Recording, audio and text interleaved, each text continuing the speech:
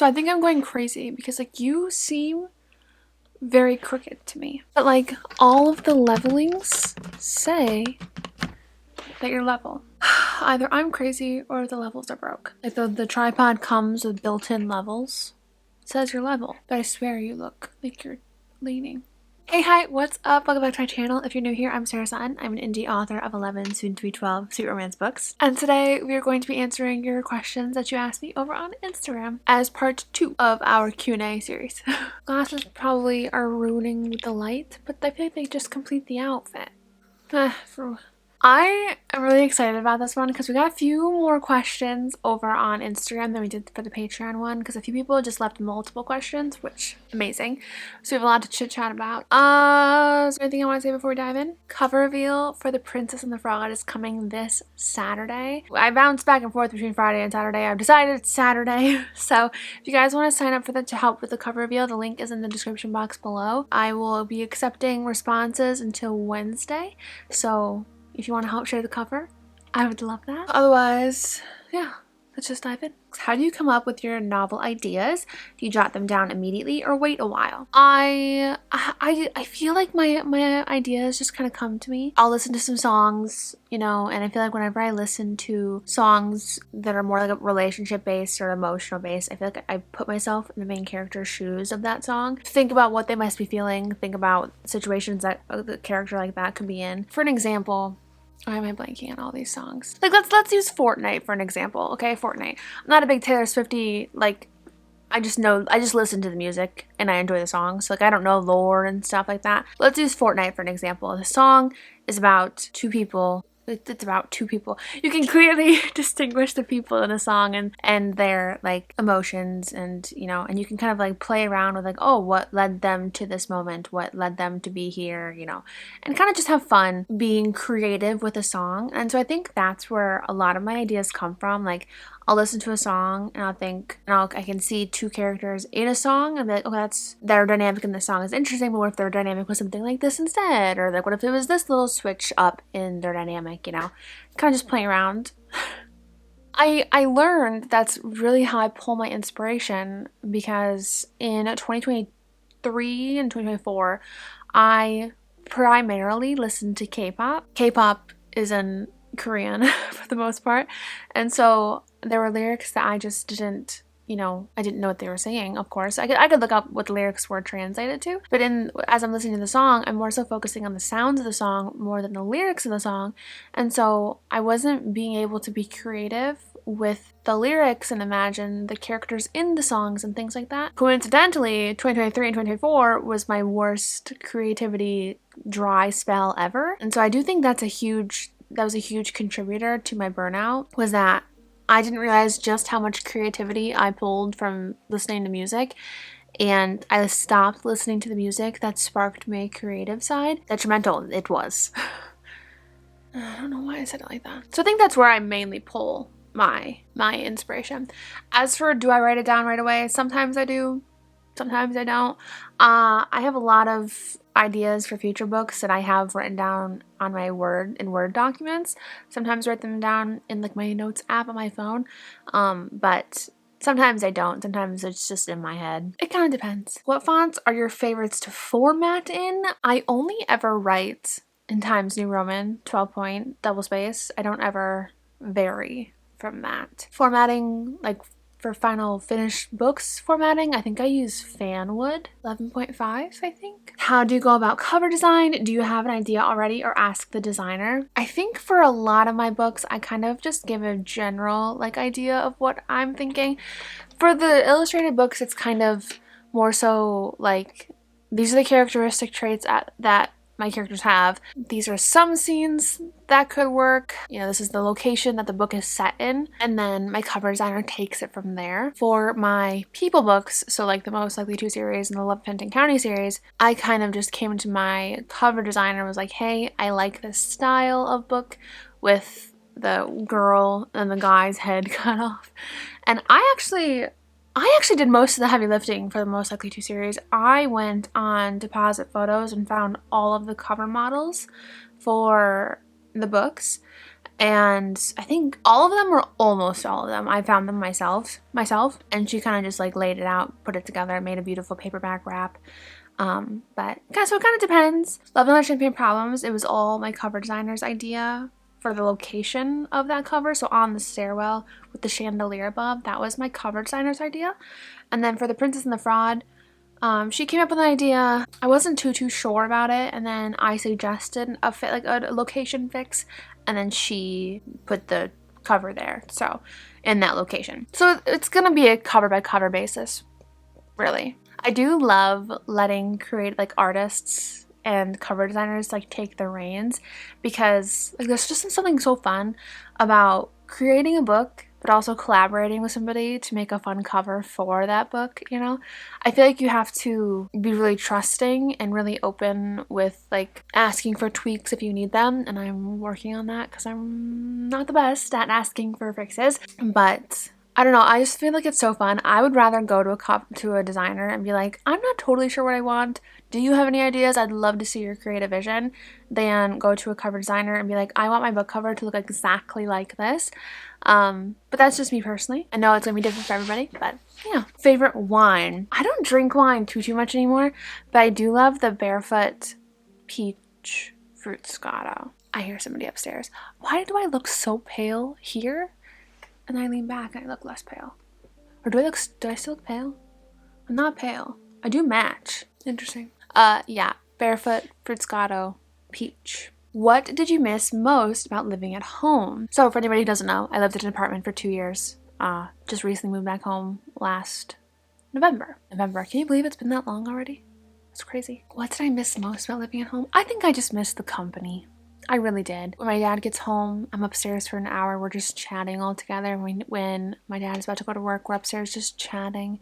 You know, when I'm making dinner, my mom comes into the kitchen and we just chat. I miss that sort of company where you're not together all the time, but like you'll chit chat here and there throughout the day. And it's just like, so being back around people again, you know, around my parents again, has just been amazing. Because my love language is quality time, and so just like even that small thing, the small stuff of chit-chatting here and there throughout the day is like everything to me, you know. Anything you miss from living by yourself? Now let me give this one a fair shake, because I think it's just the kitchen space. The kitchen space in that apartment was so nice. The layout of the kitchen and the little breakfast area and then my table, it was just like the perfect layout. Our kitchen upstairs is not that big, honestly. There's not that much counter space for you to be able to like cook something if you need a lot of counter space to cut up stuff or anything. So I think I just miss that. It's really the only thing. I don't miss anything else, to be honest. I feel like everything that I got in the apartment, I still get down here. I get my own personal space. I can watch TV in my own space. And I don't think I've said this, but I was never truly comfortable living on my own. Like, I would go to sleep and I would lock my bedroom door. I had a it's like a pole kind of thing that you put underneath the doorknob and shove it under. So like if anybody tried to open your door, you know, there's a barricade essentially barricading your door shut. I had that. I slept with this big hunting knife in a sheath. So if anybody came in, I was ready to, you know. But you shouldn't have to sleep with a knife, you know. And even then, I never really felt comfortable. I was in a safe area. For one, I was in a very safe area. I'm just a paranoid person. And I just never could shake that thought of like, I am truly alone here. So if I screamed, I don't know if anyone would hear me. Like, I just think I was just never truly comfortable. And I didn't realize how uncomfortable I was like with that until I took a shower here and I grabbed the door to like leave, and I'm like, oh, it was nighttime, and I'm like, I left the door unlocked. Like, that's crazy. And when I would shower in my apartment, I would lock the door and I'd pull out a drawer. So like if the door tried to open, it would hit the drawer. And I would open the lower cabinet drawer and prop that open too. Like, I was so paranoid. No one was coming into the apartment. But like that fear, I just never could shake it. I don't have that here. And I just feel so much calmer without that constantly in the back of my head. I roll over, I hear a thump somewhere in the apartment. I'm like, someone's breaking in, I'm gonna die, you know? You shouldn't have to feel that way. There's not much I miss about that apartment. We're back to the Twilight. It's fine. It's cute. We'll keep it. Favorite junk food. I'm not much of a snacker, so I don't really like quote-unquote junk food snacks. But if I had to pick like a favorite food, my wings from my, like, I guess that's something I miss from the apartment. I would get wings all the time. Those wings are really good. Those wings are really bad for you. Nobody told me how bad those wings were for you. I was getting wings like every week, y'all. Those wings were not good for me. But I thought they were because I'm like, it's chicken. But the little tub of garlic parmesan that I would get to dip my wings in, horrible for you. But delicious. Delicious. Yeah, those wings. Who designs your book covers? So for the people covers, it's designed with Grace. And for the illustrated covers, it is Melody Jeffries. Except for the Christmas As We Know It one. Christmas As We Know It was designed with Grace too. With the Christmas As We Know It one, I had the caricature art, and Design with Grace just made the paperback and the setting and stuff, so we collaborated there. When are you doing a reader author meetup? Can I be real with you for a second? I feel like such a bad author because like book signings are like every author's dream, right? Everybody dreams of a book signing, to like have readers come and, you know, meet them and you know, you just have a fun time at book signings. I've done two. They are not for me. They are not for me. The people who I've met at my book signings were so lovely, so sweet, but the amount of anxiety I get for those events, horrendous. The days leading up to it, I'm sick to my stomach. Driving there, I'm sick to my stomach. The last one I went to, I sat in my car for like 45 minutes trying to get myself to get out of the car. I was so like paralyzed essentially. I'm so introverted that they are just not a fun time for me. I just feel like I'm like, I feel like I'm awkward to talk to. I feel like I'm not even fun to talk to. That last event I went to, there was a bunch of other authors there and they all seemed very sweet, but I just could not bring myself to go up and strike up a conversation, and so nobody talked to me. And I just felt like I don't belong here. I shouldn't be here. Like, I don't know what I'm doing here. I think my self-doubt rears its ugly head far, far too much for me to be able to do another book signing. So I don't think I'll be doing another signing. They're just not for me. I know that's a great way to reach readers, especially going to like conventions and stuff, but it's not for me. How do you motivate yourself to write? I feel like especially since being back home, I try to look at it less like motivation and more like, this is my job I must clock in and do, because you're not going to always have the motivation, and sometimes you can't even create the motivation to do it.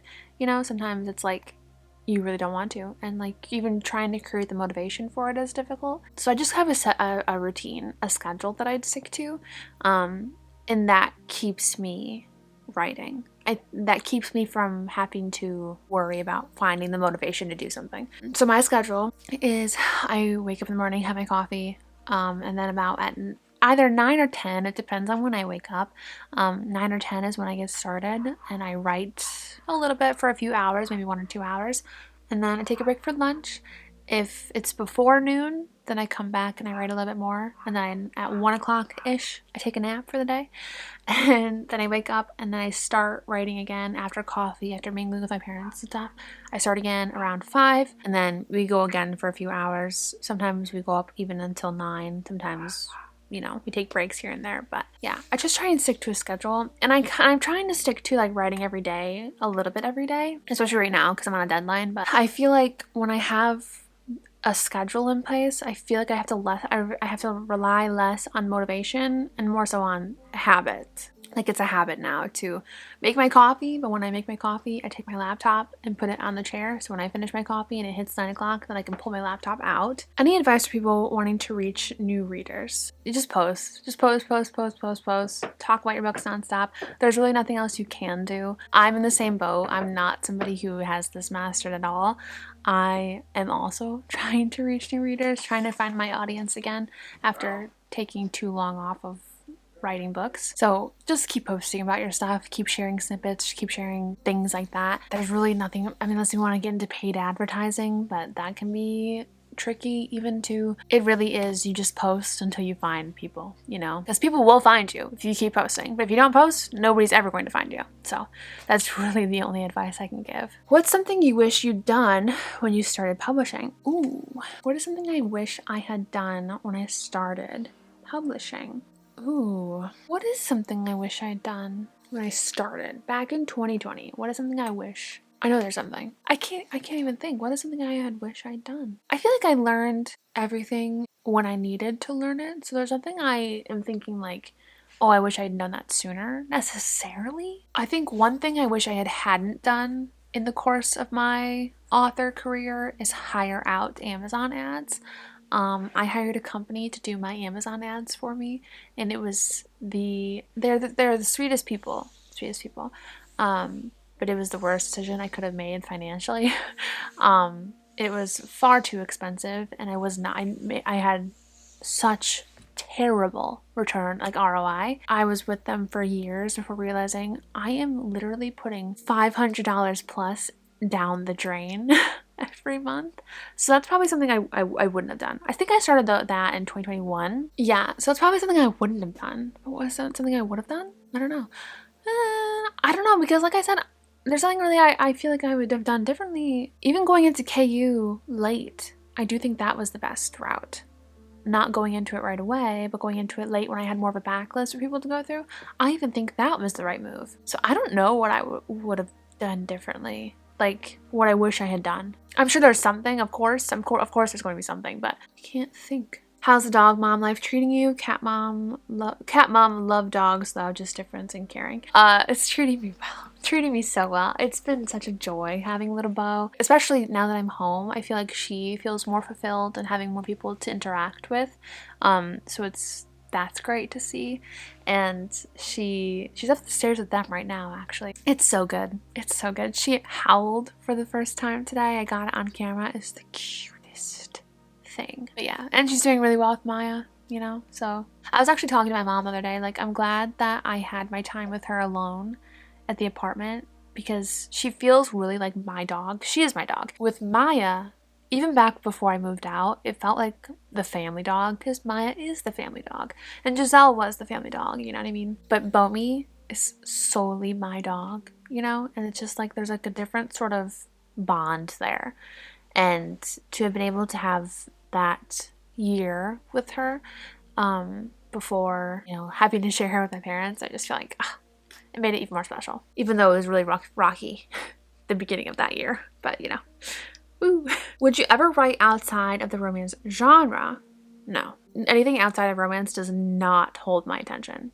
Reading or writing. Unless it's like, you know, fantasy romance, paranormal romance, then I do enjoy reading those. But like if it's a pure mystery or a pure thriller or a pure historical without romance, it just doesn't really hold my attention. I really do.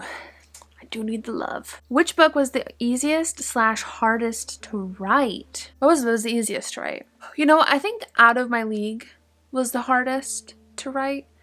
It was my first book, and learning the pacing and the nuances in pacing and the nuances in subplot, I think that was really hard for me, because it was just the first one where I was really learning that sort of thing. All the things you need to balance with subplots. So I think that one was probably the hardest. The easiest? Dreaming About the Boy Next Door. I think so. Because, if I'm remembering correctly, or Margot's book. I feel like, especially Margot's book, just seemed to kind of like flow out of me so easily. And I'm not even sure why that was the case, but I feel like I had Margot's book pretty solid, pretty quick. But if not Margot's book, then maybe Dreaming About the Boy Next Door. Because I remember that one writing pretty smoothly as well. Like, the succession of everything just kind of felt like it was snapping into place. Probably my answer. Either Margot's book or Ava's book. Oh, this is a fun one. If all of your main characters had to fight Hunger Games style, who would win? Who would win? Hunger Games style. But like, I don't know if anyone's like physically great. I feel like Margot would be pretty good in a fight like that. In a Hunger Games style fight. She'd be smart. Who would you say would be the most likely to win? Let me know. Which of your characters is most likely to commit tax evasion? Who would do it on accident? Because nobody would do it on purpose. Who would do it on accident?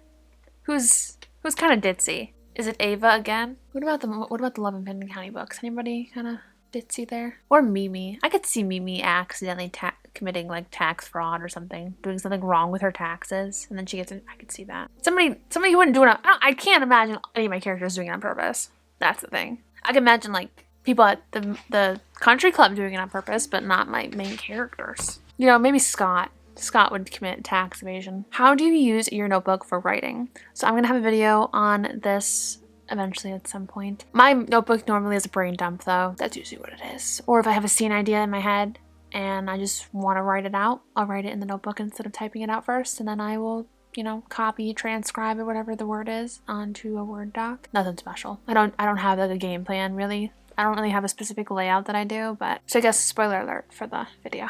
What helps you get inspired? I did mention music. Definitely music. Definitely music. And especially like the slowed and reverb songs, versions of songs. Look up your favorite songs, slow and reverb. So good. So good. What do you do when a great idea hits, but you can't write it down? That's the worst, for one. I think what I do is I just repeat it over and over and over and over in my head and hope to God that I don't forget it. That's really what I do. I just repeat it over and over in my head. Doesn't always work. It rarely works. But if I can't write it down, there's really nothing else I can do except repeat it. What's your thoughts on KU and is it worth it? I've been seeing a lot of mixed opinions between authors. So this is going to vary for every author. That's the thing. It's a mixed opinion because it's different for everybody. Everybody has different business strategies and, you know, values and things like that, you know. My opinion is my opinion. You know, other people may share it, other people may not, and there's no one's wrong or right. I personally love KU. I don't foresee myself pulling out of KU. I think I have been in KU long enough that my readership is very much so established in KU. I mean, I've lost readers through the years because I haven't been publishing, so like I've lost readers. But like the readers I haven't lost, they're really in KU just because I've been in KU since 2021. And so if I were to pull out of KU, I would lose like a lot of my readership. A big percentage of my income is from KU reads. So it's not ebook sales and it's not paperback sales. The biggest is KU reads. I do think, like I said earlier, I do like that I waited for a little bit to go into it. I think I waited until I had 4 books in my backlist before going into KU. I feel like that was a good strategy for me, but my income definitely picked up after going into KU, so I personally enjoy it. What is your favorite snack to eat? Like I said, I'm not a huge snacker. My favorite candy at the moment, it's like Dove chocolates. It's like a dark chocolate, milk chocolate mix. I don't know what they're called. I don't know what the kind is called, but it's so good. Dove caramels are also really good. I haven't had those in a while. So good. Your journey as a writer from beginning to present. Oh, we would be here far too long. Maybe I could make a video talking about my journey, but it would be, I don't know, that would be far too long sitting here to talk about it because I've been doing this for 5 years. 5 years, crazy. It's been quite the wild ride though. I guess if you're curious, you can check out all the videos. Oh my gosh, somebody said that they went back to the beginning of my videos and were watching old ones. I'm like, oh, but that's so crazy. I want to go back and watch some old vlogs. Like vlogs, not the sit down style, like my old vlogs. Oh, that'd be fun. That'd be a fun video too. Have you or planning to write a book that takes place during Halloween season? I have one. I have a book that takes place during Halloween season. It's called If the Broom Fits. I published it in 2020. It's a novella. It's very cute. It's a little angstier than the other ones. Second chance romance, Halloween, grumpy main character, and her ex-boyfriend takes her on a journey of trying to love Halloween. So it's fun. It's fun. If you had to pick one book couple, which would you pick? One book couple, like my favorite? Lacey and Landon. Something about them is just like, I don't know if it's like the shy guy cinnamon roll with the bold, main character girl, or if it's like the fake relationship and their dynamic in that. Something about them, or if it's like the soulmate vibes sort of thing. Something about them, just like I feel so at peace with them, so at peace. What hobbies do you do in your free time? I feel like my hobbies are not, I don't have that many hobbies, to be honest. I watch K-dramas.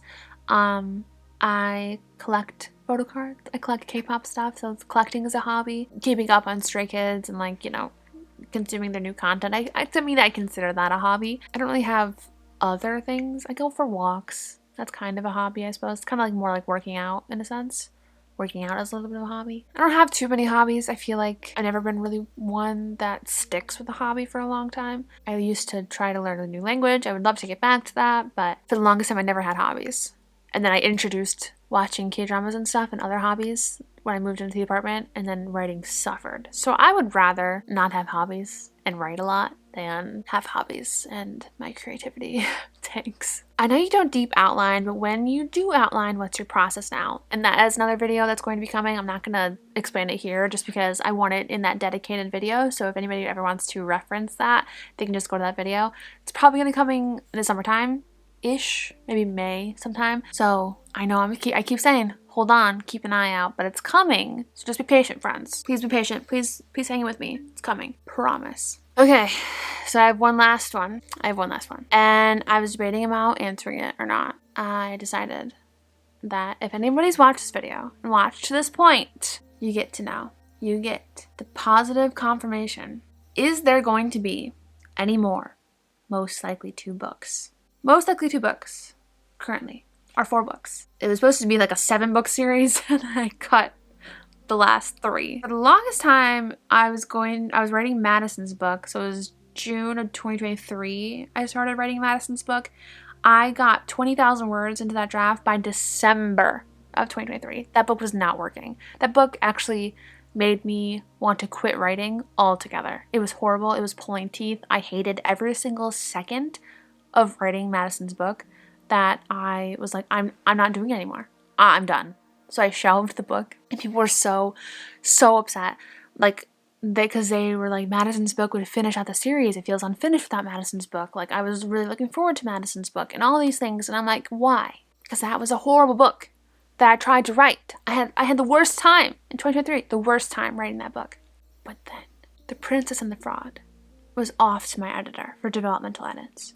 I had nothing but free time on my hands. I'm sitting there thinking of books I could work on. What should I work on? And then it hits me. Let's read through what I wrote for Madison's book. See if it sparks anything. See if I am feeling called to this book. I read through it, and like the first chapter, instantly I'm like, oh, yes, this is it. This book isn't garbage. I thought this book was garbage. I thought this book was hot garbage. Horrible, hot mess. I thought it was bad in 2023 when I shelved it. I'm like, this is a dumpster fire of a book. I'm not gonna shelve it. I'm reading through it, I'm like, Sarah, this is actually good. Sarah, I like this. So, for those of you who stick around, you get the confirmation. Project September is actually Madison's book. I hope people are excited. I hope people are freaking out. So, because I was holding off of saying that because I'm like, I don't want to get people's hopes up. But I think did I get 50,000 into Madison's book? I'm just gonna tell you, I almost had a freak out. All of my Madison documents were like 5,000 words, 10,000 words, 15,000 words. I'm like, I know I wrote more than that. And then I'm like, okay, the last scene I wrote, I think was like an arcade scene. I was going through, I could not find it. I'm like, did I accidentally delete it? Like, I have a bunch of Word documents in Madison's folder, and there was 111, a blank space, 11. I'm like, did I accidentally? Apparently, I didn't save it to my OneDrive, but I saved it to like someplace else. I don't even know, but I found it. Thank God, and saved it in multiple different locations. It's at 47,000 words right now. I had to pause it when The Princess and the Fraud came back from my editor. So yes, but it's coming. It's coming because I'm telling you, those words flying out of me. It was, things just clicked. I do think certain projects, will click at certain times. Madison's book was horrible for me in 2023, but I was writing it. I was so good, so good. So, for those of you who have been patiently waiting, there is going to be one more book in the Most Likely 2 series, and it is going to be Madison's book. And it just feels right, because like the people who had said that Madison's book would be the best finisher of the series, so true, because her book, we're really going to see kind of the hidden side of the top tier, and it's going to kind gonna kind of tie back to Maisie's book, so book 1. It's gonna be a nice like bookend. Someone used that word to describe something. It just is a nice bookend for the series because Maisie's book starts with a little bit more backstory about Madison, and then to get Madison's book for the final and the resolution with all that. I think it's going to be very good. So I'm excited. This wasn't a question, but I do want to say that this is going to be my return to young adult. I think I mentioned it before, but after The Princess and the Fraud, I am done with new adult and I'm moving back to young adult. Writing Madison's book really showed me how comfortable I am in the young adult genre, or the young adult age range. So we're moving back to the sweet romance side of young adults and the whole high school, that sounded weird, to the whole high school experience and everything. So I'm excited. Thank you all so much for your questions. I had so much fun answering them. I hope you guys enjoyed this video. If you did, don't forget to hit that thumbs up button and comment down below. Comment down below, who do you think would win in a Hunger Games style fight between my characters? I'm so curious. Not 7. Why was I gonna say 7? 11, soon to be 12 sweet romance books, and I will see you guys next time. Bye!